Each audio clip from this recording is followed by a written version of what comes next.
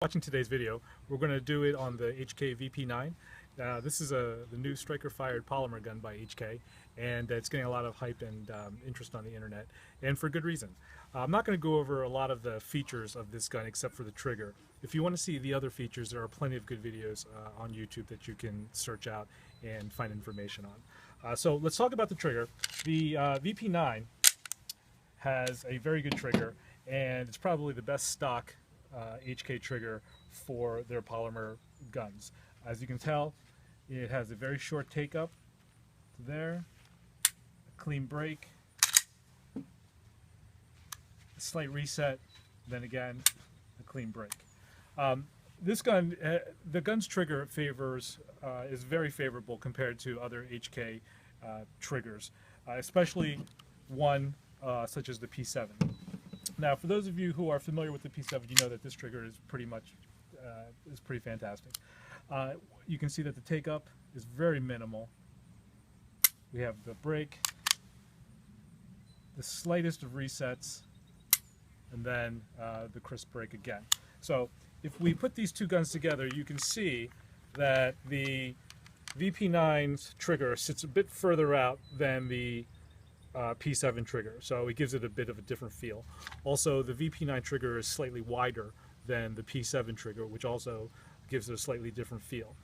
Without question, the P7 trigger is a superior trigger to the VP9, but that's not bashing the VP9, it's just that the P7 trigger really is a gold standard.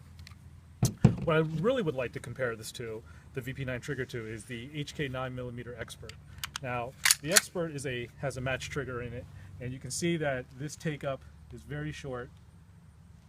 Break, the over travel screw prevents over travel, slight reset, and then another break. You can see that on the VP9 and the Expert, you can see that the trigger for the, if we were to cock it, the trigger for the VP9, for the Expert sits a bit further back than the VP9. So it definitely has a different feel, but the VP9 trigger is really comparable to the match trigger in terms of take up, distance, as well as reset distance. So if you're wondering, if you're on the fence about this gun and you're familiar with HKs, really it's very comparable to a match trigger. And I would actually say this feels almost like a miniature version of my Expert 9, given that it has a lower bore axis, and just the recoil impulse is very manageable and it feels just as good as an Expert, which has a hand fit barrel to slide fit. So thanks for watching, and if you have any questions, you can leave a comment. Also, one of the things that we've seen is that, and I've actually mentioned this on forums, is that sometimes this gun is hard to disassemble. For example, if we turn the lever down and we do this, you can see that it's not coming out, even though it's supposed to. In the manual it says you should be able to take it off. The problem is that when you disassemble this gun, you want to pull it back, push your takedown lever down, and when you release the slide, you actually want to pull down on the frame a bit to get past the trigger bar, so then it comes out.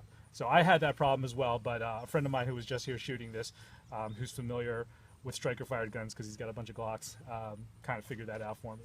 So if you're having problems disassembling this gun because you're not familiar with striker-fired guns, it's because you just need to pull it down a little bit and it'll come right past the trigger bar.